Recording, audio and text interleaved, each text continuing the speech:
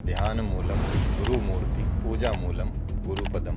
यदि आपको भगवान को प्राप्त करना है, यदि आपको कैवल्य की प्राप्ति करनी है, तो बिना गुरु के नहीं हो सकती। योगा क्या एक फिजिकल एक्सरसाइज वाला एक माध्यम है या इससे बड़ा ही कोई चीज है ये? अगर योगा बोलते हैं तो हो सकता है फिजिकल एक्सरसाइज हो, लेकिन हम इसको योग शब्द को ज्यादा प्रयोग करेंगे। क्या धर्म से जोड़ना योग को सही है?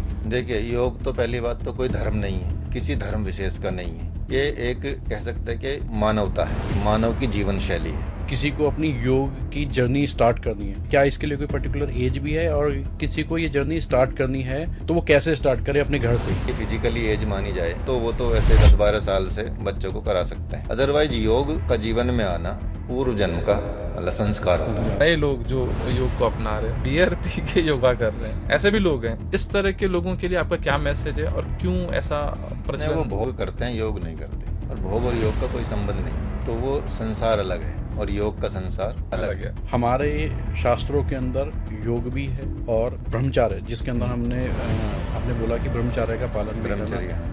और हमारे इसी शास्त्रों के अंदर काम शास्त्र भी एक सब्जेक्ट है। अगर मेरे को ब्रह्मचर्य फॉलो करना है तो मैं फिर वो काम शास्त्र कहाँ से आया? आप ब्रह्मचर्य का पालन, ब्रह्म का आचरण ही ब्रह्मचर्य है। तो उसमें ये कोई बाउंडेशन नहीं कि आप शादीशुदा होकर ब्रह्मचर्य का पालन नहीं कर सकते। शादीशुदा नहीं है और ब्रह्मचर्य का पालन कर रहे हैं तो आपको उस एनर्जी को ऊर्ध्वगामी बनाना होगा।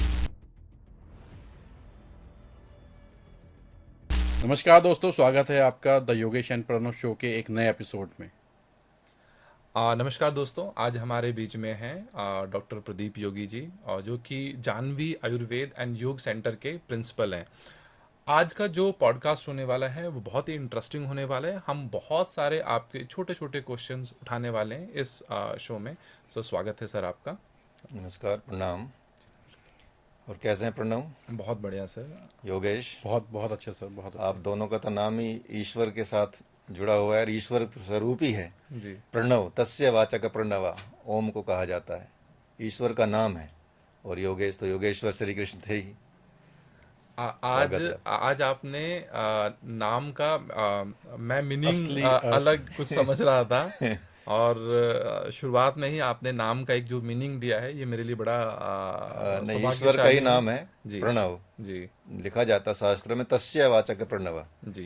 पतंजलि योग सूत्र में भी देखेंगे, उपनिषदों में भी देखेंगे, जहाँ ओम की व्याख्या की गई है वहाँ भी ये देखेंगे। जी। तो ओम का स्वरूप ही ईश्वर होता है और ईश्वर का स्वरूप प्रणव होता है। जी। सर, इस पॉडकास्ट के अंदर बेसिकली एक लर्निंग के साथ बैठे हैं कि कुछ आज आपसे अच्छे से सीख पाएँ।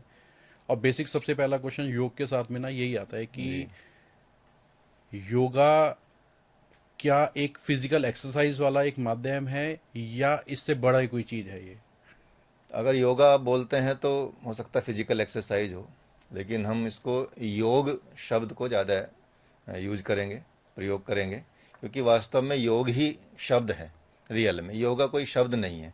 हालांकि क्योंकि इंग्लिश प्रोनाउंसिएशन के हिसाब से योगा लिखा जाता है, लेकिन आपको बोलना योग ही है। तो इसलिए योग एक्सरसाइज के रूप में तो आजकल हो गया है। अदरवाइज योग की अलग परंपरा है जो एक्सरसाइज नहीं है, क्योंकि योग के आसन को आप फोकस कर रहे हैं।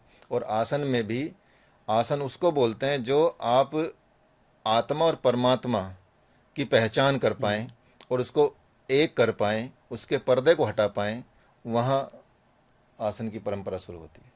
बट वही है सर, मतलब जो आज का जो हम सबसे बड़ा जो योग का लेके जा रहे हैं, योग को जो देखा जा रहा है वो तो बिल्कुल प्रॉपर तरीके से हेल्थ ओरिएंटेड देखा जा रहा है कि अगर आपको कोई डिजीज़ है तो आप योग करोगे तो ठीक हो जाएगा, या आपको फिट एंड फाइन रहना है तो आप योग करो।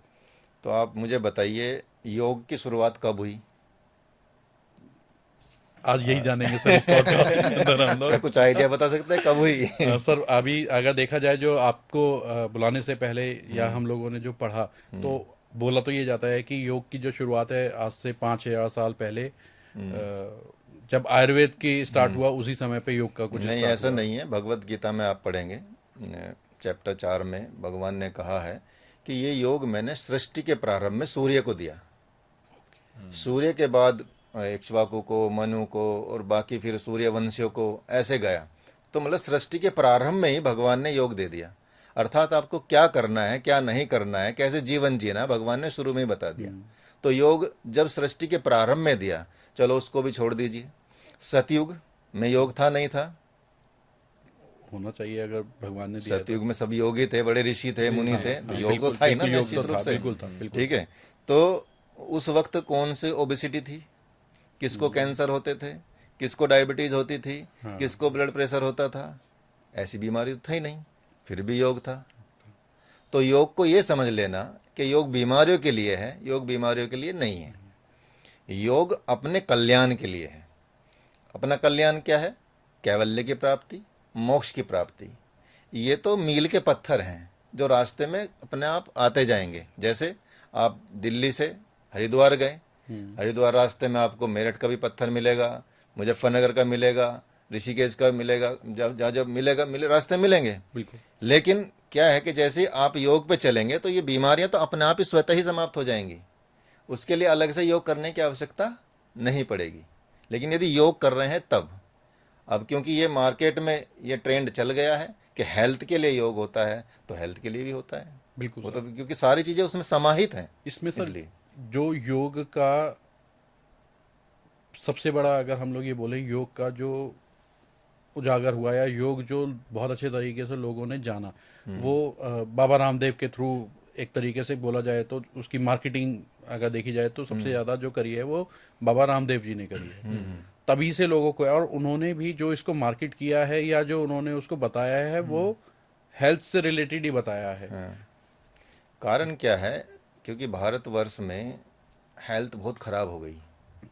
ठीक है, तो बाबा रामदेव ने ऐसा एक काम किया है जो लोगों को स्वास्थ्य दे रहा है, वो भी बिना पैसे के, बहुत कम खर्चे में। थोड़ा अपना ही ध्यान रखने के लिए आप करेंगे कोशिश तो अपने आप ठीक हो जाएंगे। तो बाबा रामदेव ने वो प्रचार किया है, वो बहुत बड़ी बात की है बाबा रामदेव ने। अदरवाइज योग क्या है? रहस्य है। योग सभी को नहीं दिया जाता, योग के लिए पात्रता होती है। योग के लिए एक कह सकते हैं कि बहुत ज़रूरी एक स्टेप होता है जो जीवन में पहले गुरु देखता है कि हाँ इसने ये काबिल है, नहीं है, ये योग्य है या नहीं है, तब आपको योग दिया जाता है। तभी पतंजलि ने कहा अथ योगानुशासनम, जो डिफाइन किया गया है कि अब योग का अनुशासन शुरू करते हैं, तो वहाँ से इसकी शुरुआत मानी जाएगी। अब का मतलब क्या होता है? एक तो ये मंगलवाचक शब्द है, अथ मतलब मंगलवाचक, कि यदि आप योग शुरू करते हैं या कोई भी काम शुरू करते हैं तो प्रारंभ में, मध्य में और अंत में कोई अड़चन ना आए, इसलिए मंगलचरण होता है, मंगलवाचक शब्द लिया जाता है। अथ का मतलब वो भी होता है। यहाँ अब है, अब का मतलब ये है, अब शब्द बहुत वक्त के बाद आता है। जैसे आप खाना बनाते हैं, मम्मी पापा जो भी हैं, बहनें जो भी घर में खाना बनाती हैं, वो अगर शाम का डिनर बनाएंगे तो तैयारी कब से चलेगी? एक दिन पहले भी चल सकती है या पूरे दिन सुबह से भी चल सकती है। तो जब डिनर लग जाएगा तब बोला जाएगा अब खाना खा लीजिए, अब डिनर कर लीजिए। अब शब्द को आने में टाइम लगा। बिल्कुल ऐसे ही योग जब गुरु बोलते हैं कि अब योग सिखाते हैं या योग का अनुशासन अब शुरू करते हैं, तो पहले देख लेते हैं शिष्य में कि वो गुण है नहीं है। 6 महीने, 1 साल, 2 साल रख के यदि भाग जाता है तो उसके लिए अब नहीं आएगा। जो रुका रहेगा और गुरु को समर्पित रहेगा, समर्पण रहेगा, डेडिकेटेड रहेगा गुरु के प्रति, तो उसके लिए गुरु बोलेगा अब आ जा भाई, अब सिखाते हैं योग। योग की हमने बात की, प्राचीन आपने सिस्टम की बात की, पतंजलि जी ने जो इसको आगे जैसे जैसे इसको प्रमोट किया। बट योग मॉडर्न अगर हम योग की बात करें तो शिवानंद जी ने ऋषिकेश में योग को, मतलब आज से करीब आई गेस 50-60 साल पहले ही इसको पॉपुलर करना या उसको एक प्रॉपर एक चैनल में लेके आए। तो लेकिन जैसे आपने कहा कि उसके लिए योग्यता चुनी जाती है, तो उन्होंने क्यों इसको मतलब पॉपुलर क्यों नहीं किया इस तरीके से, या फिर क्यों सबके बीच में इस शिक्षा को डिस्ट्रीब्यूट क्यों नहीं किया उन्होंने? नहीं, यहाँ आप थोड़ा जानकारी नहीं है, जी। क्योंकि जितने भी बड़े बड़े संस्थान हैं आज जी। पूरे विश्व में जी। योग के, जी। वो सब उनकी स्ट्रीम ही है। राइट। चाहे वो बिहार स्कूल योग हो या विवेकानंद वाला हो या कैवल्य धाम हो जी। या और भी इंटरनेशनल अमेरिका में संस्थाएं हैं। पूरी दुनिया में सबसे बड़े संस्थान शिवानंद जी के ही शिष्य हैं जी। एक तरह से। तो उन्होंने आज भी योग की परंपरा को पूर्णतः निभा रहे हैं। जी। ऋषिकेश में भी, बिहार स्कूल योग में भी, जी। बाकी कई ऐसी संस्थाओं में भी। जी। तो उन्होंने सबसे ज्यादा प्रचार प्रसार किया है। जी। लेकिन वो सिर्फ जो सीकर होते हैं रियल, राइट। उनके लिए है। जो ऐसे नहीं कि भाई हमको एक्सरसाइज करनी है और इसको हमको ये थोड़ा बहुत मॉडर्नाइजेशन करना, उसके लिए नहीं योग उनके लिए, उनके मेरा पास। मेरा आज बहुत बड़ा मिथ जो है आपने बहुत इसको क्लियर कर दिया, क्योंकि क्या होता है कि हम ऋषिकेश बहुत बार गए हैं और ऋषिकेश में बहुत सारे फॉरेनर्स आते हैं, तो हमें तो जी यही समझ में आता था कि जो फॉरेनर्स आते हैं योग सीख के जाते हैं, और फिर ये समझ में नहीं आता था कि बाकी सब जगह क्यों नहीं इस चीज को सीखा जा रहा है या इस चीज को लर्न किया जा रहा है। इसी क्वेश्चंस में से ना एक छोटा सा मेरा एक क्वेश्चन है, जैसे कि योग की जो सर्टिफिकेशंस हैं, जो जो फॉरेनर्स आते हैं अलग अलग कंट्रीज से, वो यहाँ पे आके योग 200 आवर या 300 आवर या 500 आवर की योग की एक प्रॉपर एक ट्रेनिंग करते हैं, जी देन वो बाहर जाके पढ़ाते हैं। बट उसकी जो सर्टिफिकेशंस हैं, योग की सर्टिफिकेशन योग अलायंस के द्वारा, वो यूएसए ही क्यों करता है? इंडिया में ऐसी सर्टिफिकेशंस क्यों नहीं है जो हम इंडियन गवर्नमेंट बाकी फॉरेनर्स को दें, या वो ग्लोबली एक्सेप्टेबल हो? देखिए, उसमें कई रीजन हैं, जी। कई कारण है। एक तो यहाँ योग सीखने के लिए लंबा समय चाहिए, राइट। जो फॉरेनर्स के पास होता नहीं है। तो उन्होंने एक ऐसी संस्था क्रिएट कर ली है जो, क्योंकि अमेरिका आपको पता है सबसे ऊपर चलता है जी। हर मामले में, बहुत सारे पेटेंट करा जी, रखे हैं, जी, बहुत जी। सारे पेटेंट हमारे भी कराने की कोशिश कर रहे हैं। हाँ। योग को भी उन्होंने ऐसे ही किया हुआ है। हाँ, हाँ, तो लेकिन वो सिर्फ उनकी सुविधा के लिए बनाया गया ये प्रोग्राम, ऐसा नहीं कि उनको योगी बनाने के लिए किया गया। वो उनका एक पर्पज होता है कि हम 1 महीने इंडिया जाएंगे या 2 महीने इंडिया जाएंगे, वहाँ योग के टीचर ट्रेनिंग भी कर लेंगे ताकि हमारे फ्यूचर में काम आए। अदरवाइज उससे ना तो योग टीचर बन सकता है, मैं गारंटी से कह सकता हूँ, जो उनका सिलेबस है योग टीचर नहीं बना सकता आपको। जी, जी। ठीक है, चाहे 500 कर लें, 300 कर लें, 200 कर लें, आपको आसन सिखा देगा। जी। और आसन में जो वो फ्लेक्सिबिलिटी होती है उनकी बहुत ज़्यादा होती है। तो फ्लेक्सिबल होना सिर्फ आसन नहीं है, आसन का अलग पर्पज है। आसन है अध्यात्म, जी। आसन है ध्यान, आसन है योग। जी। तो योग का मतलब ये होता है कि आप उस संयम के साथ उस सिद्धांत को जी रहे हैं, उस परंपरा को जी रहे हैं, तो योग कर रहे हैं।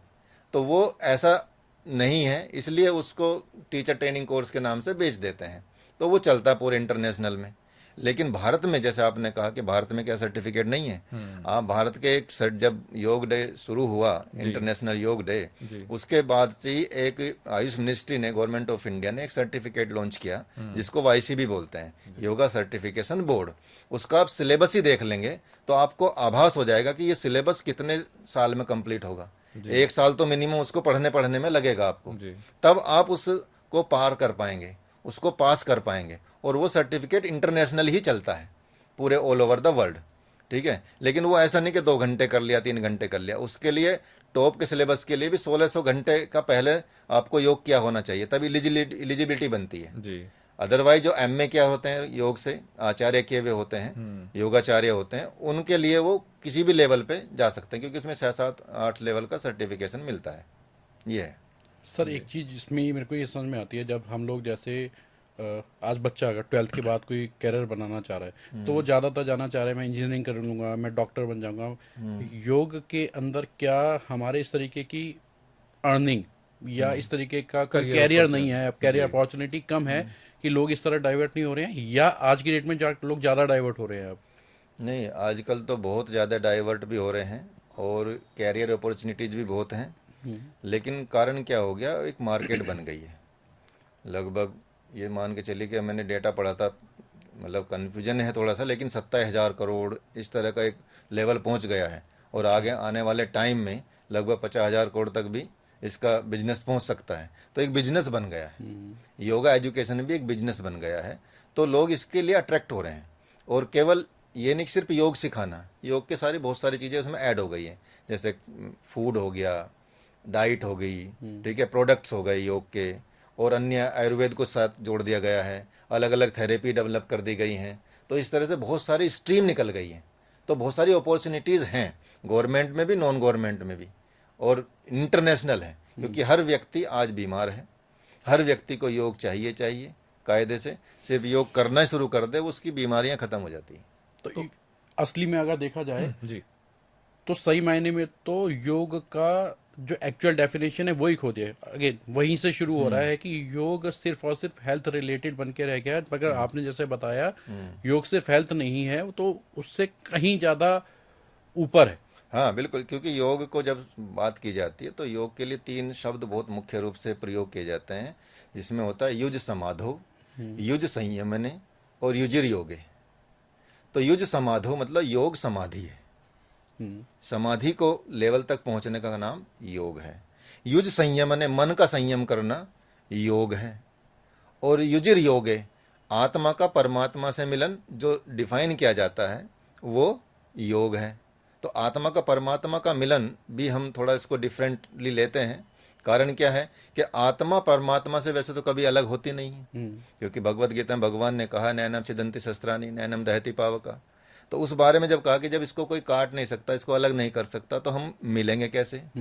सिर्फ पर्दा हटाना होता है कि हमको पता नहीं है, उसकी जानकारी कि हम ही परमात्मा स्वरूप हैं, उसकी जानकारी हो जाना योग है, उसी को मिलन कहते हैं।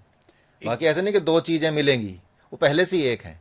आकाश अलग अलग है ऐसा तो नहीं है, लेकिन इस रूम का आकाश अलग है, उस रूम का आकाश अलग है। दीवार हटा दोगे तो आकाश ही एक ही आकाश है, तब आपको भेद नहीं पता चलेगा।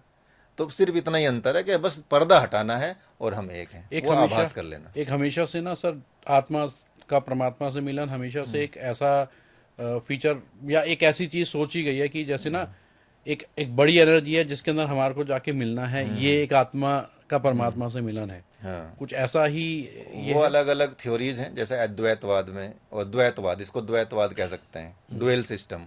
लेकिन शंकराचार्य जी ने दिया है वो अद्वैतवाद दिया है, एक ही है, सब एक ही है, डिफरेंस कुछ नहीं है। ठीक है, क्योंकि एक है और वो निराकार है, साकार में भी आ जाता है, जो निराकार होगा वो साकार में परिवर्तित हो सकता है।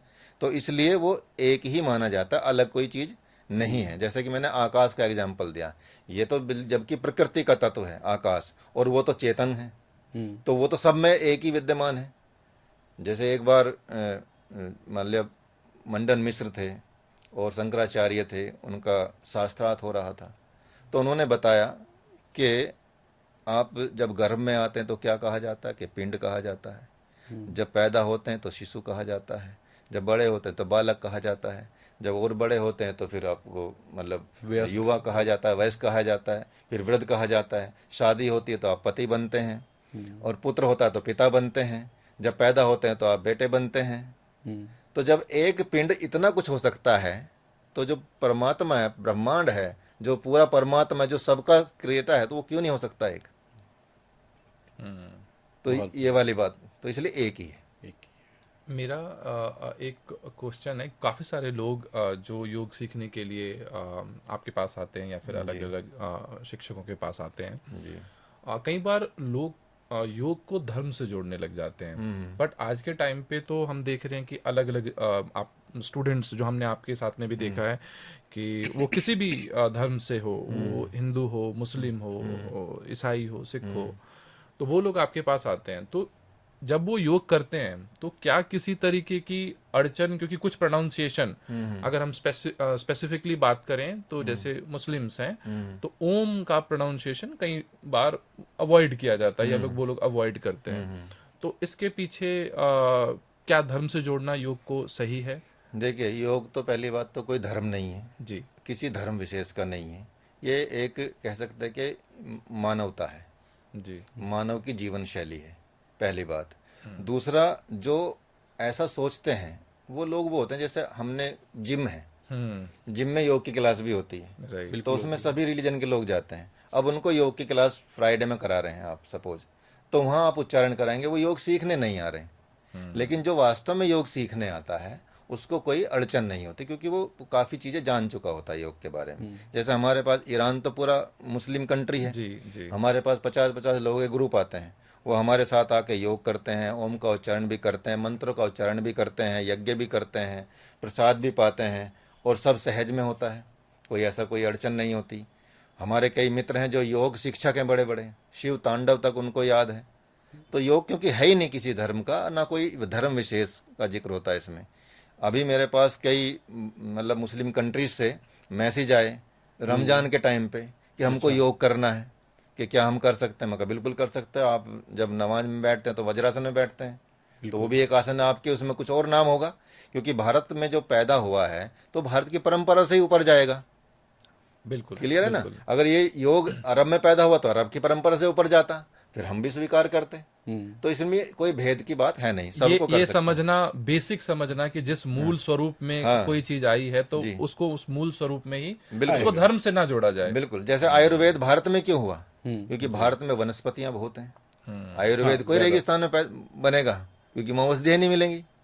ठीक है, आयुर्वेद कोई साइबेरिया में मिलेगा? नहीं मिलेगा, क्योंकि वहाँ तो घोड़े भी मांस खाते हैं, जबकि यहाँ तो कहा जाता है कि घोड़े घास तैयारी करेगा तो खाएगा क्या। ठीक है, तो आयुर्वेद का जैसे जन्म यहाँ हुआ, और आयुर्वेद में मतलब वनस्पतियों का नाम लिया जाता है, और उनको वनस्पतियाँ पता भी नहीं है, तो उस वनस्पति का नाम ही तो लेना पड़ेगा ना। ऐसी योग का उत्पत्ति भारत में हुई है। भारत एक योग भूमि है, धर्म भूमि है, तो इसलिए यहाँ की परंपरा से ही इसको समझा जा सकता है।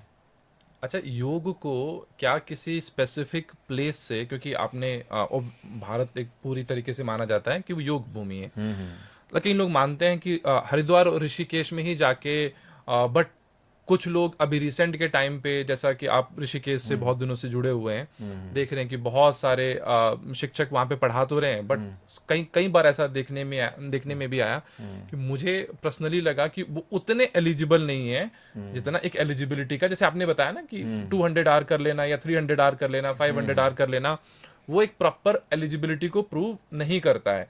आप एक अच्छे प्रेस्टिजियस स्कूल से हैं या कॉलेज से हैं तो वो कहीं ना कहीं सर्टिफाई करता है, आप फिर अच्छे तरीके से लोगों को कहीं ना कहीं सिखा पाएंगे। तो इस चीज को कैसे कंट्रोल किया जाए ताकि एक ऋषिकेश की जो एक परंपरा है जो हम देना चाहते हैं, पूरे विश्व को देना चाहते हैं, उसकी क्वालिटी को कैसे मेंटेन किया जाए योग की? देखिए, वो जो सिखा रहे हैं ना, वो आसन सिखा रहे हैं जी न कि योग सिखा रहे हैं। पहली बात ये क्लियर कर लेना। बिल्कुल बिल्कुल। जी और आसन भी वो आसन नहीं है जो बेसिकली जिस सिद्धांत से, जिस मूल से आसन का जन्म हुआ। आसन कहाँ से आए? हठ योग से आए। हठ योग किन्होंने दिया? भगवान शिव ने दिया। मत्स्येंद्रनाथ, गोरखनाथ, चौरंगीनाथ, ठीक है, जालंधर नाथ, इन लोगों ने आसन की परंपरा शुरुआत की। महर्षि पतंजलि ने जिन्होंने अष्टांग योग दिया है, उन्होंने आसन के बारे में एक बात लिखी है, स्थिरम सुखम आसनम। जो स्थिरता से दृढ़पूर्वक सुखपूर्वक आप बैठ सकते हैं वो आसन है। अब उस स्थिति को लाने के लिए आपको शिक्षक पे छोड़ दिया गया कि आप किस तरह से कौन कौन से आसन करा के इनको उस लेवल पे लिया जाए। जैसे अलग अलग गैरेंट संहिता में अलग आसनों की जिक्र है, ठीक है, और हठयोग प्रदीपिका में अलग आसनों का जिक्र है, सिद्ध सिद्धांत पद्धति में अलग आसनों का जिक्र है। इसी तरह से अलग अलग सिद्धांतों में अलग अलग जिक्र है, मतलब उनका उल्लेख है। ठीक है, तो ऐसा नहीं कि एक परंपरा को फॉलो कर देंगे तो उससे नहीं होगा, हो जाएगा, चाहे कम आसन करें ज़्यादा आसन करें। आपका है दृढ़ता के साथ बैठ जाना, ताकि आप घंटों तक ध्यान कर सकें और परमात्मा को प्राप्त कर सकें। उस स्थिति में लाने का नाम आसन है। तो सर ये ध्यान जिसको बोलते हैं मेडिटेशन, मेडिटेशन के अंदर और जो हम मंत्र उच्चारण करते हैं, देखा है कि हम लोग बैठ के कोई मंत्र उच्चारण करें, ये दोनों अलग अलग चीज हैं या एक ही है? ये नहीं, ये दोनों अलग अलग चीज़ें। आजकल लोग मंत्र मेडिटेशन भी बोलते हैं। हाँ, वही मंत्र क्वेश्चन मेडिटेशन के उसी नाम तरीके से का था। प्रचार कर रहे हैं, लेकिन क्या है, जब हम योग की बात कर रहे हैं ना, तो योग में हम एक स्टेप बाय स्टेप चलते हैं। तो 8 स्टेप दिए हैं महर्षि पतंजलि ने, जिसको मूल योग कह सकते हैं, ठीक है, अष्टांग योग जिसको बोलते हैं। तो उसमें यम, नियम, आसन, प्राणायाम, प्रत्याहार, धारणा, ध्यान और समाधि। तो ध्यान कौन से नंबर पे आया जिसको मेडिटेशन बोल रहे हैं? 7वें नंबर पे। 7वें नंबर। तो ध्यान 7वें नंबर की चीज है, न कि डायरेक्ट आप जाके मतलब पहले ध्यान करने की कोशिश करें, क्योंकि कोई भी स्टार्ट हो रहा है तो वो सबसे पहले कि हम मेडिटेशन करेंगे। हाँ, नहीं, मंत्र के उच्चारण अपना उनका महत्व है। मंत्र सिद्ध होते हैं, मंत्र पहले से सिद्ध होते हैं, बस गुरु के द्वारा दिए जाते हैं या परमात्मा के द्वारा दिए जाते हैं। उनकी सिद्धि ऐसी की ऐसी बनी रहती है, लेकिन उनका ध्यान करना आप परमात्मा का ध्यान करना हो जाता है। लेकिन वो भी वही कर सकता है ध्यान जो उस स्टेप को पार कर चुका है। जो यम नियम के सिद्धांतों को भी आप आज फॉलो नहीं कर पाते हैं, बिल्कुल सही बोला। ये इस तरह से यदि ध्यान का स्तर तो बहुत ऊंचाई पे जाके होता ना। अब इसलिए गाइडेड मेडिटेशन कराते हैं कि आप उस वक्त के लिए कम से कम हो जाएं, बाहर जाके फिर आपकी वृत्ति बदल जाएगी इसीलिए सर तो वो एक मैं सेकंड में। क्वेश्चन वही आ जाता है। बहुत सारे आज मैं एडवर्टाइजमेंट देखता हूँ, यहाँ पे फुल मून मेडिटेशन चल रहा है या अलग अलग तरीके की मेडिटेशन है, तो यहाँ पे भी तो यही है, आप डायरेक्टली 6 स्टेप छोड़ के 7वें स्टेप पे लेके आ रहे हैं कोर्सेज को। क्या वो ठीक है? जैसे योग में यम नियम का पालन कोई नहीं कर सकता, तो उनके लिए हठ योग दिया गया कि पहले भाई अपने शरीर को स्वच्छ कर लो। सफाई करने में तो कोई दिक्कत नहीं होगी, उसमें तो यम नियम पालन नहीं करने। यम नियम का मतलब होता है, यम होता है जैसे अहिंसा, सत्य, अस्त्य, ब्रह्मचर्य, अपरिग्रह, ये 5 होते हैं यम। और शौच, संतोष, तप, स्वाध्याय और ईश्वर प्रणिधान, ये होते हैं नियम। तो ये 10 जो होते हैं यम नियम, इनको फॉलो करना बहुत मुश्किल होता है। तो क्या कोई योग नहीं करेगा? तो उसके लिए हठ योग आया। ठीक है। हठ योग में ये नहीं है। हठ योग में पहले आप शरीर को स्वच्छ करें, क्लीन करें, धोती क्रियाएं, षटकर्म दिए गए हैं। फिर जब आपका शरीर स्वच्छ हो जाए, क्लीन हो जाए, तो हल्का हो जाए, तो तब आसन करें। आसन करें, फिर प्राणायाम करें। तो तब जब आपका मन लगने लगेगा, तब इसको फॉलो अपने आप हो जाएगा। ठीक है। इसी तरह से मेडिटेशन 7वें नंबर पे है, नहीं जा सकते, तो पहले धीरे धीरे उसका स्वाद चखाया जाए कि भाई ये चीज़ें होती, लेकिन ये आती योग से है। तो उस वक्त में तो उसका उद्धार हो ही जाएगा ना, उस टाइम में, और कुछ पॉजिटिव चीज़ मिलेगी उसको, तो उसका मन बदलेगा। मन बदलेगा तो वो योग में जाएगा। सर अगर आप किसी को अपनी योग की जर्नी स्टार्ट करनी है, चाहे वो किसी भी एज के अंदर, क्या इसके लिए कोई पर्टिकुलर एज भी है? और किसी को ये जर्नी स्टार्ट करनी है तो वो कैसे स्टार्ट करे अपने घर से ही? देखो, स्टार्ट करने की एज तो जैसे यदि फिजिकली एज मानी जाए तो वो तो ऐसे 10-12 साल से बच्चों को करा सकते हैं, एज शुरू करा सकते हैं। अदरवाइज योग का जीवन में आना पूर्व जन्म का वो होता है, मतलब संस्कार होता है अच्छा। पूर्व जन्म का, तभी आप योग में आ पाते हैं। क्योंकि योग में आगे चलने पर जब आप यदि आप योग कर रहे हैं और योग को प्रॉपर तरीके से फॉलो कर रहे हैं और आपका शरीर छूट जाता है, तो जितने कदम आप यहाँ चल चुके इस जन्म में, अगला जन्म उससे अगले कदम से शुरू होगा। आपको शुरू से शुरू नहीं करना पड़ेगा, योग आपके साथ जाता है। मतलब LIC है, जिंदगी के बाद भी और जिंदगी के साथ भी। हमने ऐसा कोई कर्म नहीं कर रखा, हमारी जिंदगी में योग क्यों नहीं आ रहा? तो इस जन्म में शुरू हो गया आपके जीवन में। हाँ, योग, मेरे को बातें तो शुरू सर हो गई, बिल्कुल। ज्ञान शुरू हो गया, हमसे कनेक्ट होना, हमारा गुरुओं से कनेक्ट होना, ठीक है, तो वो कम बात है। एक वो कनेक्ट नहीं, मेरे को तो सर ये है कि आपके साथ योग तो किया ही है, वो अभी तक भी उसको हेल्थ से रिलेटेड सोचता रहा मैं योग को। बट आज थोड़ा सा और ज्यादा ज्ञान मिला कि भाई सिर्फ हेल्थ तक रिलेटेड नहीं है। हेल्थ तो अपने आप हो जाएगी। हेल्थ तो की बहुत चिंता छोटी ही सी नहीं चीज करनी। है। हेल्थ तो बहुत छोटी सी चीज है उसके हाँ लिए। बिल्कुल, चिंता ही नहीं करनी हेल्थ की। मतलब कुछ भी हेल्थ हो, आप बस शुरू कर दीजिए शुरू कर योग। दो। और योग जब शुरू कर देंगे आप, जितनी बीमारी आपके जीवन में होंगी, शारीरिक, मानसिक, साइकोसोमेटिक, सबका अंत होता है, सबका पूर्णतः अंत होता है। तो क्या एज के साथ समय भी कोई निर्धारित है कि क्या किस समय पे हमें योग करना चाहिए? जैसे समय पे तो करना ही चाहिए, बिना समय के तो कुछ नहीं होता। एक अनुशासन में आपको रहना होता है, क्योंकि पहला ही सूत्र है योगा अनुशासनम, अथ योगा अनुशासनम। तो अनुशासन है, समय का पाबंद होना अनुशासन है। क्योंकि जब आप समय से करेंगे तभी आपके अंदर योग की सिद्धियाँ आएंगी, या योग का जो मूल आपको एसेंस है या उसका लाभ है वो मिल पाएगा। जैसे प्राणायाम के बारे में भी और बाकी स्थान की यदि बात की, तो एक श्लोक आता है एक गैरण्य संहिता में कि आदो स्थानम तथा कालम, मिताहारम तथा परम, नाड़ी शुद्धस्य तत्पश्चात प्राणायाम च साधयेत। मतलब पहले स्थान का चयन करें, फिर आप समय का चयन करें। जब स्थान समय का चयन हो जाएगा तो फिर आहार को नियंत्रित करें, मिताहारी बने, फिर नाड़ी शोधन करें, उसके बाद प्राणायाम करें। तो स्थान भी कौन सा होना चाहिए ये भी उल्लेख है शास्त्रों में। किस देश में किस काल में होना चाहिए ये भी उल्लेख है। जैसे योग को यदि शुरू करना किसी को, तो बसंत के समय पे या शरद के समय पे, 2 टाइम है योग के शुरू करने के। ठीक है, कि यदि किसी को नए सिरे शुरू करना, जो पहले से करता हो तो कभी भी कर सकता है। स्थान भी होना चाहिए, क्योंकि एक स्थान पे करेंगे तो उसमें ही ईश्वर का मतलब प्रकाश आएगा। आपके पास। जैसे ध्यान के लिए एक आसन आपका होना चाहिए, वो बदलना नहीं चाहिए, उस पर कोई और नहीं बैठना चाहिए। जी। इसी तरह से आपकी जो मैट होती है वो आप ही यूज करें, ठीक है। ये बहुत बड़ी सिद्धि है, सभी सभी ठीक गड़बड़ है। चल रहा है। आसन आसन वसन का बड़ा महत्व है कि आपके आसन कैसे हैं, आपका वस्त्र कैसा है, आपका खान पान कैसा है, आपका व्यवहार कैसा है, वो योग में सब सिखाया जाता है। और ये सब सिद्धांत शास्त्रों में है। अब हम शास्त्रों के अनुसार नहीं चलते हैं, अब हम बातों के अनुसार चलते हैं, सोशल मीडिया के अनुसार चलते हैं, वहाँ सब मतलब अधूरी चीज़ें मिल जाती हैं कई बार।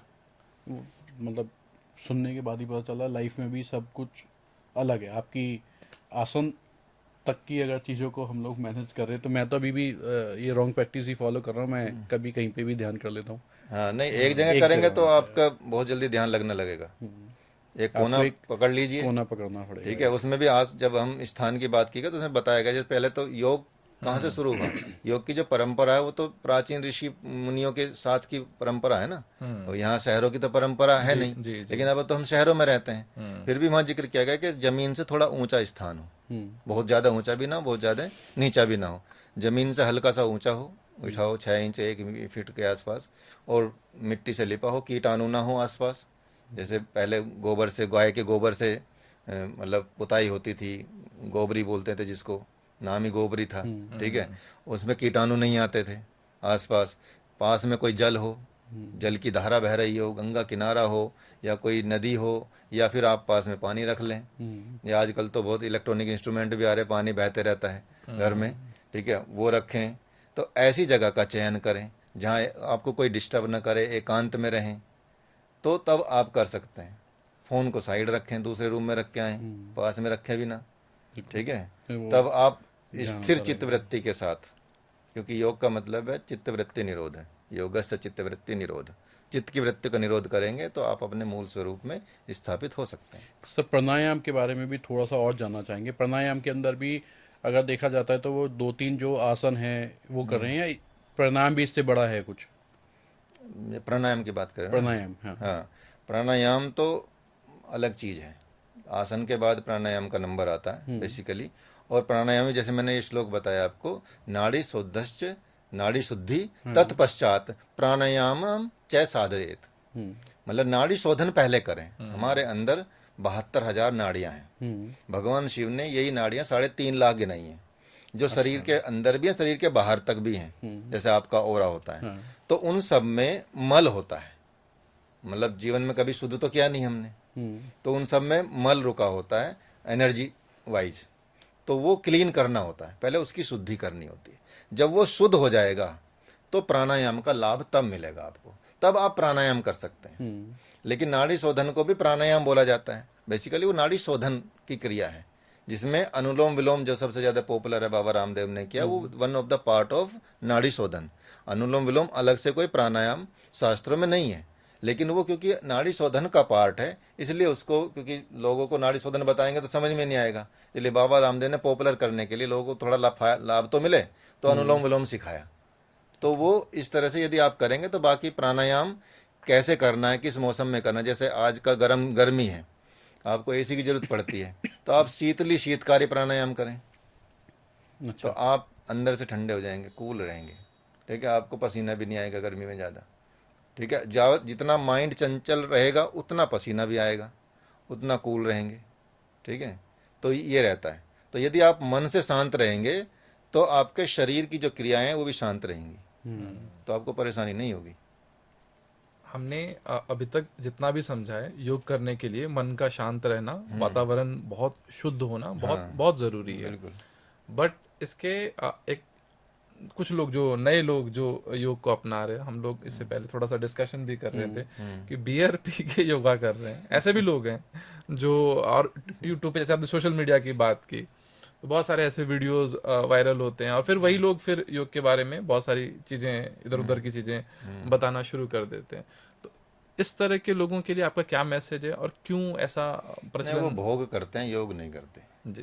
पहली बात। और भोग और योग का कोई संबंध नहीं है, तो वो संसार अलग है और योग का संसार अलग है, अलग है। ठीक है। जिसको योग करना वो योग करेगा, जिसको भोग करना वो भोग करेगा, क्योंकि जब आपकी मन की चित्त की वृत्तियां हैं जी। वही शांत नहीं है, वही कहीं मनोरंजन देख रही हैं। जैसे आज योगा रिट्रीट होते हैं, योग जी, रिट्रीट जी, बोलते हैं जी। जिनको योगा बोलते हैं, तो योग रिट्रीट हो रही हैं। तो योग रिट्रीट में क्या है, एंटरटेनमेंट ही तो कराते हैं। आप पूरे दिन बैठा के योग तो नहीं करा सकते हैं। कोई कारण योग असली में सीखने वाला वो होता है। जैसे एक मेरे पास रशिया का एक स्टूडेंट आया, ठीक है, वो मेरे पास 15 दिन रुका, और 15 दिन में वो पता कितने घंटे मेरे साथ योग करता था और योग सीखता था, चाहे वो फिलोसफी पार्ट हो, चाहे वो एनाटॉमी पार्ट हो, चाहे वो आसन का पार्ट हो, प्राणायाम का पार्ट हो, षटकर्म का पार्ट हो, सबका। तो वो लगभग 16 से 17 घंटे मेरे साथ रहता था। वो इतना बड़ा सीकर था योग का, और 15 दिन में ही वो इतनी चीज लेके गए जो इतना 6 महीने में लेके जाता कोई। जाके उसने वहाँ अपना इंस्टीट्यूट खोल लिया हमारे सर्टिफिकेट से ही, और यूनिवर्सिटी में उसकी जॉब भी लग गई वहाँ पे, उसी उतने ज्ञान से। जी। सोचिए, तो वो रियल सीकर था। ऐसी एक अमेरिका की महिला आई जो योग सेंटर चलाती है पहले से न्यूयॉर्क में। 4 साल से वो ऋषिकेश में आ रही थी। हमारा तो क्योंकि कॉलेज है, तो कॉलेज हरिद्वार में है, तो हम हरिद्वार में एकांत में रहते हैं, जंगल के किनारे, आपने तो देखा ही है। हाँ, बिल्कुल। ठीक है, राजाजी नेशनल पार्क है, बिल्कुल वहीं रहते हैं। जी। तो वहाँ वो आई, तो जो 4 साल से वो सीख रही थी, उसमें आधी नॉलेज उसकी गलत थी बेचारी। खुद ही उसने बताया कि मैं तो ऐसा समझती थी, मैं तो ऐसा समझती थी। तो उसने लिख के दिया और अपने मित्रों को फ़ोन किया कि अगर आप इंडिया आए और जाने भी नहीं आए तो समझो इंडिया नहीं आए। भले ये तो हमने उसको बोला नहीं है, उसने रिव्यू लिख के दिया। तो रियल सेंस में जो योग के सीकर हैं वो समझते हैं, जो भोग के सीकर हैं भोग समझते हैं। सर एक चीज यहाँ पे यही चीज समझ में आती है कि जब हम योग सीख रहे हैं तो सिर्फ वो डायरेक्टली आपके आसन से या फिजिकल एक्टिविटी से चालू नहीं होगा, उसके कुछ किताबें भी हैं जो आपने बताया, वो लेसन्स भी हमको पढ़ने पड़ेंगे। तब आपकी चीज होगी। जो आपने अभी हमने जो स्टार्टिंग में किया था, अब हम योग चालू करते हैं, तो वो जो अब है उससे पहले की ये सारी चीजें हैं, उसके बाद अब आएगा। उससे पहले की क्या चीजें हैं, वो पहले ये वो तो सीखो। हाँ, मैं वो समझो। क्वेश्चन उसी समय पूछना चाह रहा था। जब पहले तो योग के आश्रम साधारणतः मिलते नहीं थे ढूंढने से भी, ठीक है, अब तो गूगल पे मिल जाता है सब, तो वो वाली परंपरा तो है नहीं। तो पहले क्या होता था, जंगल में एक ऋषि या योगी रहते थे, और वहाँ जंगल में वो योग सिखाते थे, या गुरुकुल होते थे। वहाँ सर्च करने के लिए भी आपको मेहनत करनी पड़ती थी, जाना पड़ता था, ठीक है। वहाँ जाके पहुँचते थे थके हारे, उसके बाद गुरु की सेवा करना, गाय की सेवा करना, वहाँ आश्रम की सेवा करना, भंडार की सेवा करना, ठीक है, भिक्षावृत्ति करना, आश्रम के लिए अन्न इकट्ठा करना, ठीक है, और लकड़ियाँ इकट्ठी करना, जंगल में जाना, ये काम, ये सेवा करनी होती थी।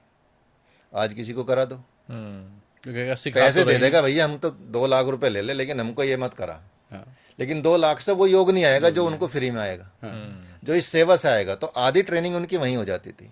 जब इतना धैर्य आपके अंदर है, इतना पैशेंस आपके अंदर है, इतनी सीखने की लगन आपके अंदर है, फिर शाम को गुरु की सेवा करना, उनके पैर दबाना, उनके सर में मालिश करना, उनको खुश रखना, उनका प्रसाद बनाना, शुद्धता के साथ रहना, कोई वृत्तियों का ना आना, तो वो एलिजिबिलिटी होती थी।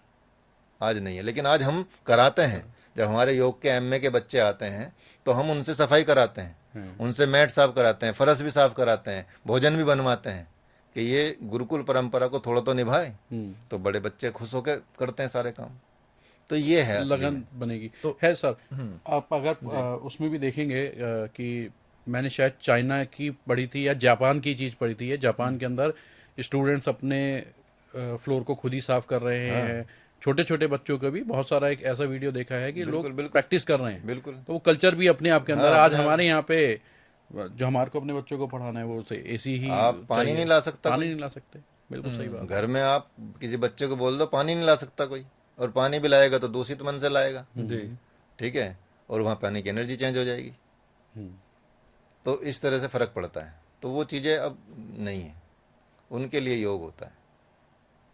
तो मेरा क्वेश्चन ये है कि बहुत सारी जगहों पे योग के लिए बहुत स्पेसिफिक एलिजिबिलिटी है, या फिर हम कह सकते हैं हर एक को जो क्वालिफिकेशन हम कहते हैं कि वो क्वालिफाई माना भी नहीं जाता है उसको, उस एलिजिबिलिटी क्राइटेरिया को कंप्लीट करने के लिए। जैसे शिवानंद जी की ही हम जब बात करते हैं, वहाँ पे अगर किसी को पढ़ना है या किसी को मुंगेर जाना है, तो कुछ ना कुछ आपके पास में एक बेसिक आपका चेक किया जाता है, फिर एलिजिबिलिटी चेक किया जाता है कि आप कैसे उसको कर सकते हैं, नहीं कर सकते। तो इसकी एलिजिबिलिटीज क्राइटेरियाज क्या होती हैं, कैसे कोई क्वालिफाई करता है योग को एक अच्छी, क्योंकि आपने जितना भी वर्णन किया है उसमें ये जरूर आपने क्लियर किया है कि योग के लिए आपका मन का साफ होना या फिर आपका पवित्र होना बहुत जरूरी है, तभी आप उस प्रोसेस को या उस चीजों को मीट कर पाएंगे जो एक्चुअल रिक्वायरमेंट है योग सीखने के लिए।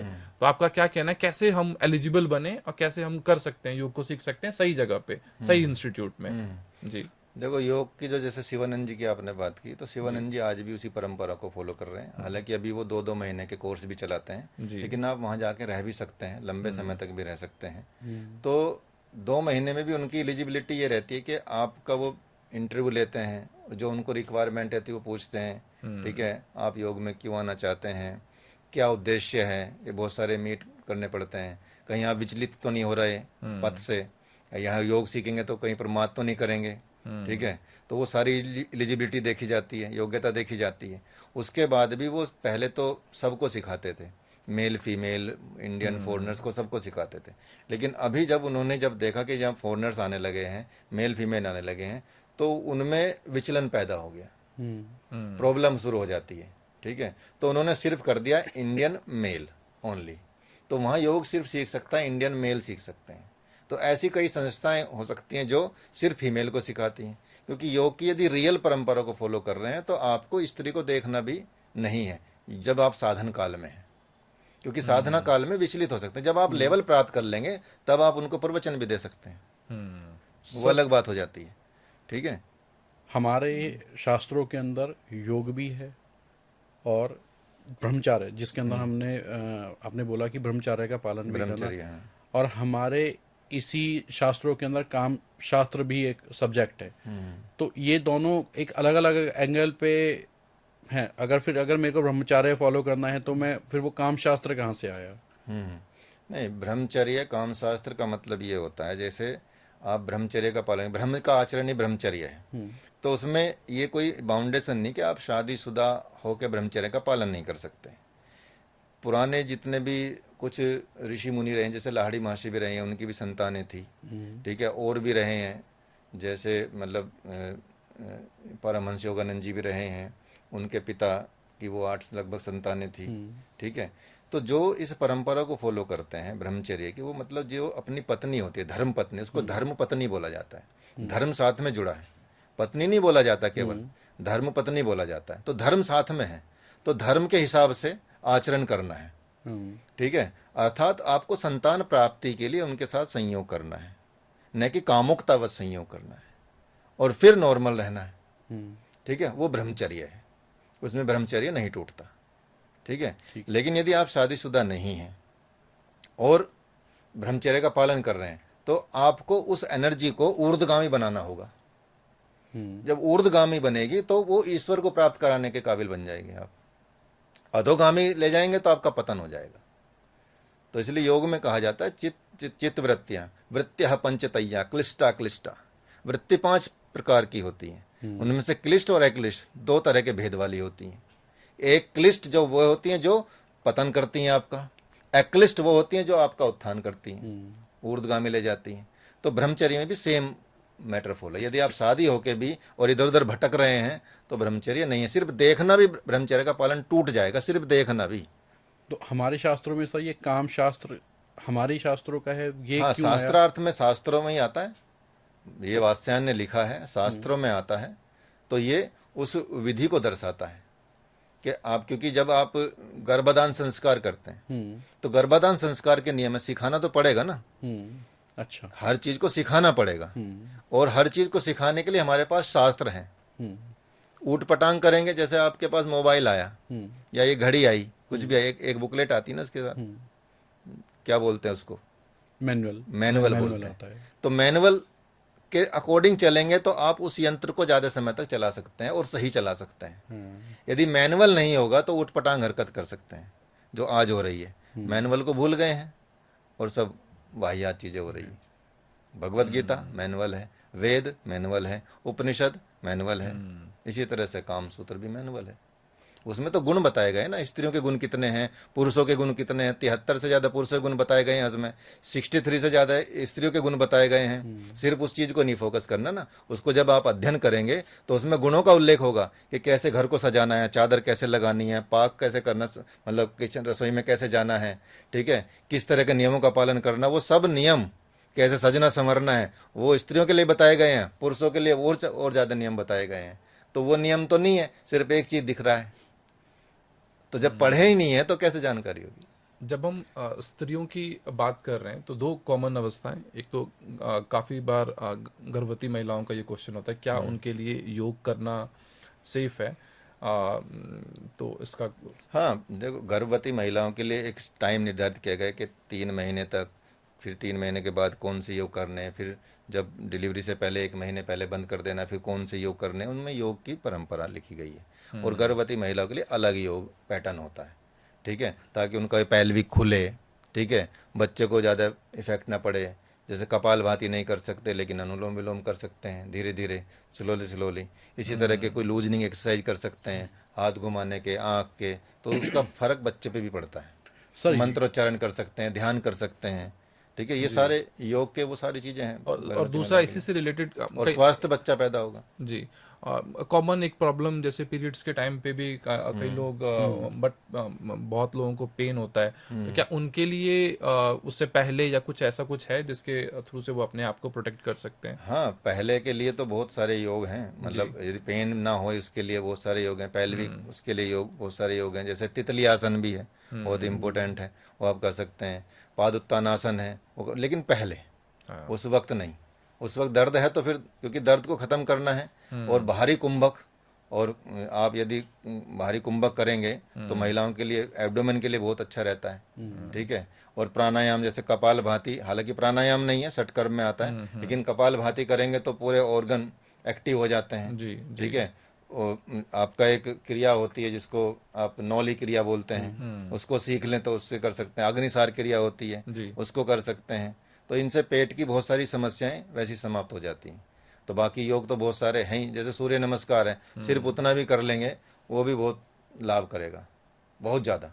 सर योग के पॉजिटिव साइड तो बहुत सारी आज इस एपिसोड के अंदर हमारी व्यूअर्स को भी पता चलेंगी। क्या योग की कोई डार्क साइड भी है?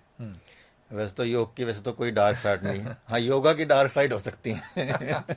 योग की तो कोई डार्क साइड नहीं है, लेकिन आज क्योंकि योग को, जैसे आपने बताया, beer, this is dark side, dark side, vulgarity dark side, sexuality dark side, ठीक है। आजकल जो ज़बरदस्ती योग लोगों को प्रेशर दे दे के उसकी ये खोलते हैं, इंजर्ड कर देते हैं, दैट इज डार्क साइड। यदि किसी को एनाटॉमिकली नहीं पता तो दैट इज डार्क साइड, इसको बोल सकते हैं। अदरवाइज योगा की कोई डार्क साइड नहीं है। क्योंकि आज तो वैसे भी इस एपिसोड के अंदर नॉर्मली ये पता चल ही गया कि योग को जो भी हम लोग सिर्फ और सिर्फ हेल्थ के लिए लेके चल रहे हैं कि योग करेंगे तो हम स्वस्थ रहेंगे, वो सिर्फ वहाँ तक सीमित नहीं है। वो उसका मात्र कुछ क्षण भर है, बल्कि वो प्रैक्टिकल है, अपने आप ही सॉल्व हो पाएगा। 1% से भी कम है, 1% से भी कम है, क्योंकि योग उससे कहीं कहीं और कहीं ज़्यादा है। इस एपिसोड को जो पूरा देखेगा वो डेफिनेटली योग पूरा समझ पाएगा नहीं, कि सिर्फ योग है यम क्या। नियम को ही पालन करना ही बड़ी चैलेंजिंग बात है। यम नियम को पालन करना ही,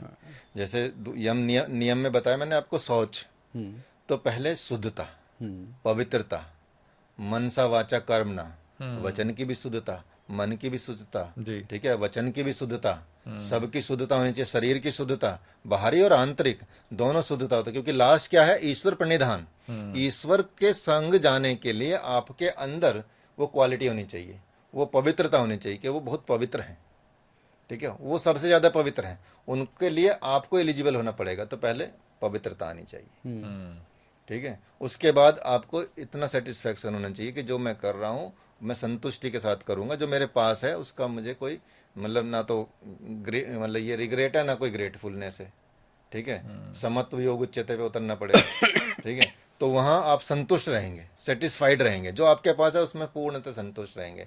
हाँ, प्रयास करना कि आप और ज़्यादा किस तरह के संसार का भला कर सकते हैं, कुछ कर सकते हैं, उसके लिए आप प्रयास कीजिए, कोई दिक्कत नहीं है। और उसमें फिर स्टडी आता है, सेल्फ स्टडी आता है कि आपने कितना अध्ययन किया है, शास्त्रों का अध्ययन किया, साथ में सेल्फ स्टडी, मतलब हम कितने पथ पे आगे गए हैं, हमारा लेवल क्या पहुंचा है, क्या सुधार हो रहा है नहीं हो रहा है, तो उसको भी जानना जरूरी है। ठीक है। और तप तप मतलब द्वंद्वों को सहन करना, जो भी डुअलिटी है, द्वंद्व हैं, जैसे सर्दी गर्मी, इनको सहन करना, सुख दुख इनको सहन करना, मान अपमान इनको सहन करना, क्योंकि ये विषय आत्मा के नहीं है, ये विषय प्रकृति के हैं, शरीर के हैं। तो इसलिए इनको सहन करना तप कहा जाता है। विचलन हो जाता, नहीं तो थोड़ी सी चाय नहीं मिली तो परेशान, ठीक है, किसी ने कुछ पूछा नहीं किसी घर तो परेशान, तो वो परेशानी चलती रहती है क्योंकि आप विचलन पैदा कर रहे हैं। अगर सर किसी को ये सीखना हो, आपसे सीखना हो, तो जैसे मैं डायरेक्टली अगर इसको यही चीज़ बताऊं तो परम अमृत योग जो आपने चालू किया है अपना परम अमृत योग वाला, जी जी। उसके अंदर एग्जैक्टली क्या चीज़ लोगों को सीखने को मिलेगी? और वो भी आपका बहुत छोटा सा कोर्स है, 3 डेज का कोर्स है, उसमें क्या सिखा रहे हो आप लोग? वैसे जो परम अमृत योग है वो तो बेसिकली मेरे सिस्टर का है सारा, उसका मेरा तो उसमें एक योग पार्ट है। ठीक है। बाकी जो बड़ा विशाल रूप है उसमें, वो हमारी सिस्टर है डॉक्टर नूतन खेर, उनका सारा रोल रहता है उसमें, क्योंकि उसमें सिखाया जाता है हीलिंग। परम अमृत योग नहीं है, परम अमृत योग हीलिंग है। ठीक है। कि योग के थ्रू और हीलिंग के थ्रू आपको एक हीलर बना दिया जाता है, जिसमें प्राचीन वैदिक परंपरा, ऋषियों की परंपरा, हमारे गुरुदेव हमारे संतों की परंपरा को उसमें शामिल किया गया है। और वो ऐसी है कि वो कहीं मिलेंगी नहीं, उसका आभास करना पड़ेगा। जैसे मीठे को खाने से मीठा का आभास तभी होगा आपको, मैं बोलता रहूँ मीठा मीठा तो मीठा नहीं, आपको आभास करना पड़ेगा। तो वो तो अल्टीमेट योग है, परम मतलब अल्टीमेट। अमृत जो बरसता है भगवान से, वो अमृत और योग है ही। तो वो हीलिंग की मॉडलिटी है। वो 2-3 दिन का प्रोग्राम होता है, उसके लेवल हैं अलग अलग। तो पहला लेवल, दूसरा लेवल, तीसरा, चौथा, पांचवा, ऐसे लेवल पे जाके आप तब उसके टीचर बन सकते हैं। अच्छा। हाँ, एक लेवल नहीं है वो। तो पहले लेवल में तो आपको पहले स्तर पे आपको ले जाना होगा, लेकिन हीरल पहले पे ही बन जाएंगे, आप हील कर सकते हैं किसी को भी। बहुत ही गहन जानकारी आपको इस पॉडकास्ट में देखने को मिलेगी। ये शायद मैं जो बोल रहा हूँ आप एपिसोड के लास्ट में देखेंगे, बट आप इस पॉडकास्ट को पूरा देखें, आपको बहुत सारी योग से रिलेटेड इन्फॉर्मेशन मिलेगी। मैं थैंक्स करना चाहूँगा सर आपका। आपके साथ जब भी जितनी भी बातचीत करता हूँ, हर बार कुछ ना कुछ नया सीखने को मिलता है और ज़्यादा जानने की कोशिश होती है। और जैसा आपने बताया कि योग को सीखने के लिए पुराने कर्मों का होना ज़रूरी है, तो शायद मैं अपना संस्कारों का को पुराने उसके जी अंदर ये जी देखा जाएगा कि हम लोग एक स्टेप उसके लिए आगे बढ़े। नहीं है ही, क्योंकि जिज्ञासु है ना आप लोग, इसीलिए जिज्ञासु होना बहुत जरूरी है उसके लिए। ये सर पॉडकास्ट यदि आप करने जिज्ञासु का नहीं होंगे तो हमारे से बातें भी नहीं निकलेंगी। जी जी। ठीक है, हम भी चुप बैठे रहेंगे, आप भी चुप बैठे नहीं, रहेंगे। आज के एपिसोड को जो भी सुनेगा उसके बहुत सारे कुछ लोग जो लोग धर्म से जोड़ते हैं, आज बिल्कुल क्लियर हो जाएगा कि नहीं, अगर योग कर रहे हैं तो धर्म कोई धर्म नहीं, नहीं। हम एक पूरे समाज को देखें, एक बड़ा दायरा देखें कि योग करने से क्या बेनिफिट होगा। एक प्रोसेस जो आपने बहुत सारे, क्यों योग को गोपनीय बना के रखा गया है, ताकि ये उन्हीं लोगों को मिले हाँ, जो इसके रियल सीकर हैं। हाँ, जो रियल सीकर है, जो सीखना चाहते हैं, लाइफ में कुछ करना चाहते हैं। और मुझे लगता है ये एपिसोड लोगों को बहुत नॉलेज दे के जाएगा और मोटिवेट करेगा। एक क्वेश्चन सर क्लोज करते करते एक लास्ट क्वेश्चन और जरूर पूछना चाहूंगा। एक हिस्ट्री का एक बहुत बड़ा क्वेश्चन है कि नालंदा के अंदर बहुत सारे हमारे शास्त्रों की किताबों को जला दिया गया था और वो बहुत टाइम तक जलते, क्या ये सच है? मतलब क्या हमारे शास्त्रों के अंदर इतनी नॉलेज थी कि उसको डिस्ट्रॉय किया गया? हाँ बिल्कुल, ये तो सच है। वो तो कई महीने तक जलती रही थी, वो जो लाइब्रेरी थी। लेकिन फिर भी आपको मैं इसकी पॉजिटिव बात बताता हूँ, उस जलने वाले की नहीं, योग की पॉजिटिव बात। योग के बारे में ये कहा जाता है कि भारत के जितने भी शास्त्र हैं, यदि वे सब नष्ट भी हो जाएं, कुछ भी ना बचे, और सिर्फ एकमात्र एक किताब बचे, पतंजलि योग सूत्र, उसको फॉलो करके वो सारे शास्त्रों को उतारा जा सकता है। दूसरा, अगर सपोज वो भी खत्म हो जाए तो हिमालय में जाके सिर्फ एक योगी को खोज लें, वो पतंजलि योग सूत्र भी उतार देगा और बाकी शास्त्र भी उतार देगा। योग में इतनी शक्ति है। किसको ढूंढ लें सर? एक योगी को। अच्छा, हिमालय में जाके किसी योगी किसी को जो ढूंढ लें। रियल योगी हैं, रियल योगी। जिनको मान लिया योगी वास्तव में योगी हैं, तो वो योग के पतंजलि योग सूत्र को भी उतार लेंगे और बाकी शास्त्रों को बता। इतनी शक्ति है योग सर में। असली योगी को कैसे पहचाना जाए? असली योगी को कैसे पहचाना जाए? असली योगी को पहचानने के लिए तो पहले आपको खुद में इतनी जिज्ञासा होनी चाहिए और आप में इतना संघर्ष करना होना चाहिए। जैसे मैं गया था। आप योग का जो एक परिणाम बताता हूँ आपको। मैंने योग हिमालय में जब सीखा ऊपर पहाड़ों पे, तो उस वक्त मेरे पास मेरे गुरुदेव नहीं थे। तो वहाँ मैं जब चला वहाँ से, तो वहाँ का जो ओनर थे उनको मैंने बोला कि आप हिमालय में रहते हैं, कोई गुरु हो तो बताइएगा। जबकि मेरा गुरु में विश्वास ऐसा नहीं था कि जो संत जैसे होते हैं कि मैं किसी के दीक्षा कर लूँ, लेकिन मेरे वहाँ प्रेरणा आई कि मुझे एक योग गुरु ऐसे चाहिए जिनको मैंने डिफाइन किया को वो ऐसे होने चाहिए। तो उन्होंने कहा कि भैया 40 साल से तो मैं भी यहाँ रह रहा हूँ मुझे भी नहीं मिले अभी तक, ठीक है। तो आपके अंदर जिज्ञासा होनी चाहिए, आपका मन 100% करना चाहिए कि मुझे योगी मिल जाए। तो अगले महीने ही उनका फ़ोन आ गया हरिद्वार से कि भैया जो आपने बोले थे ऐसे ही सेम हरिद्वार में है, इस वक्त तो आए हुए हैं, आप आ जाओ। तो मैं तुरंत यहाँ छोड़ के, यहाँ पढ़ाता था मैं दिल्ली यूनिवर्सिटी में जानकी देवी कॉलेज में, तो मैं सीधा वहाँ गया, पहुँचा। तो वहाँ कौन मिले? गुरुदेव। तो वो मेरे पहले दर्शन थे गुरुदेव के।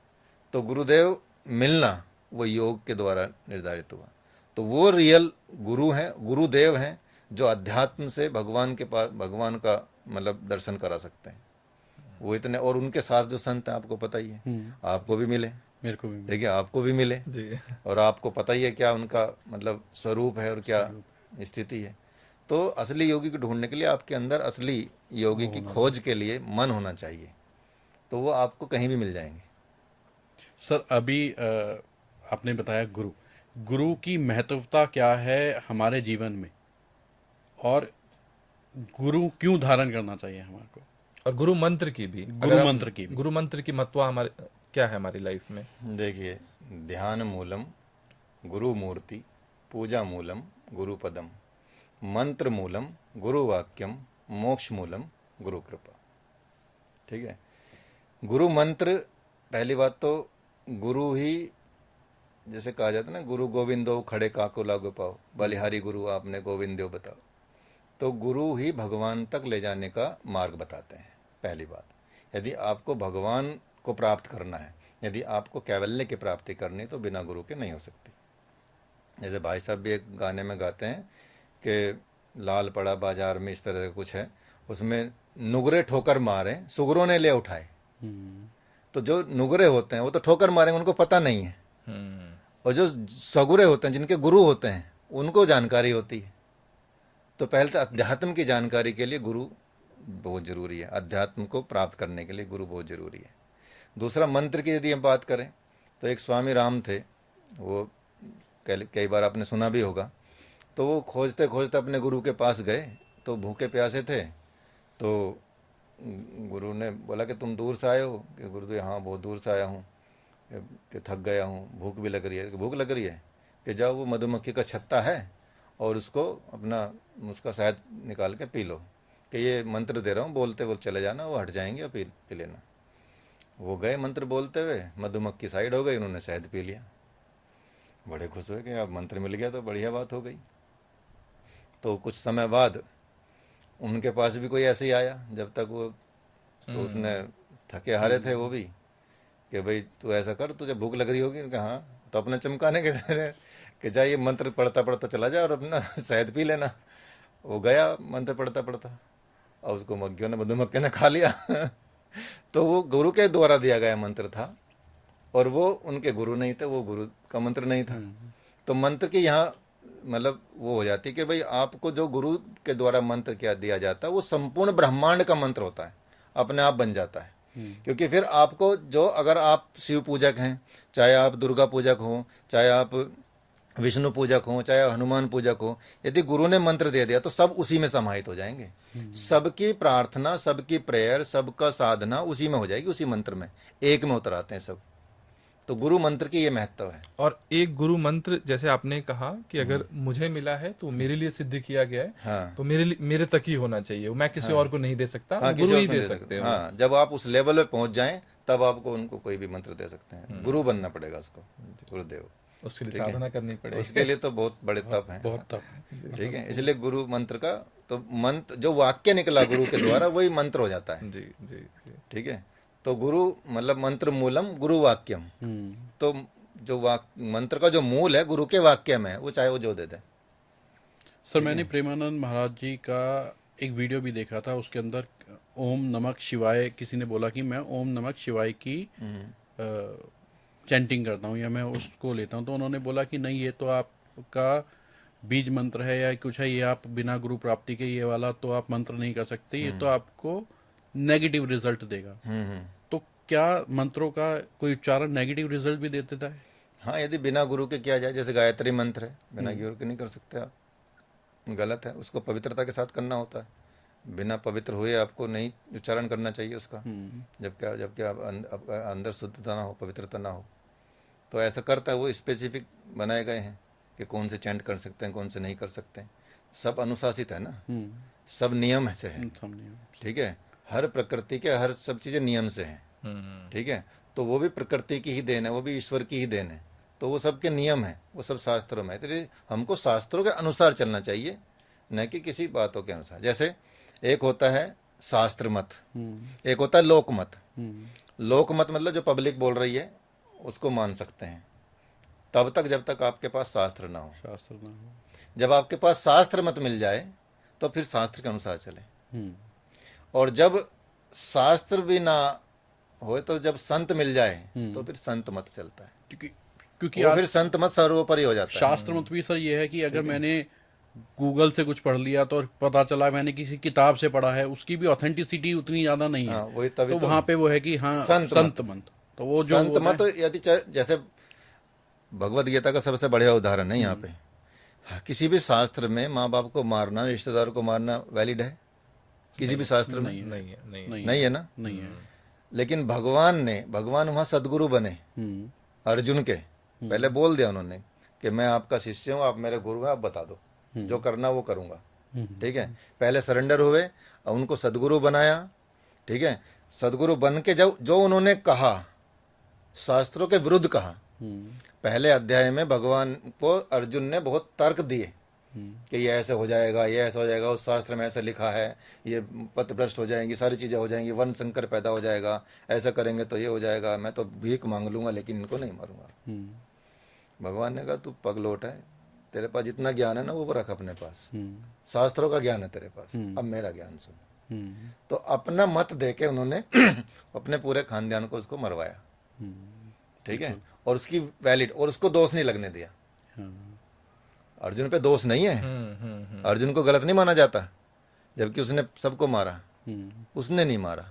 वो भगवान ने बोला कि मैं पहले मार चुका हूँ, बस तुझे काम करना है, मेरा काम करना है, धर्म संगत रास्ता दिखाया, तो मेरा काम करना, जो मैं बोलूंगा वो कर ले।